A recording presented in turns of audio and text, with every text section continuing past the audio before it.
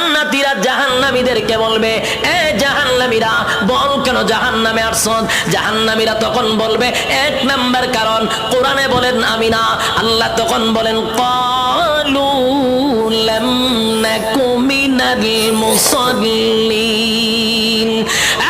জাহান্নামীরা বলবে, জাহান্নামে আসার এক নাম্বার কারণ হলো ক্বালু লাম নাকু মিনাল মুসাল্লিন। বন্ধু রে, দুনিয়ার জমিনে একই সাথে ব্যবসা করতাম, একই সাথে চাকরি করতাম, বন্ধু একই সাথে আড্ডা মারতাম, সব ঠিকঠাক ছিল, কিন্তু তুই মুসল্লি ছিলি, আমি মুসল্লি ছিলাম না।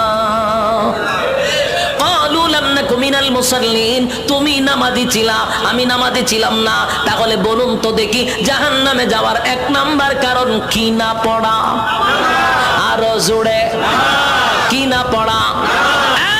জাহান্নামে যাওয়ার এক নাম্বার কারণ হলো নামাজ না পড়া। ক্বালু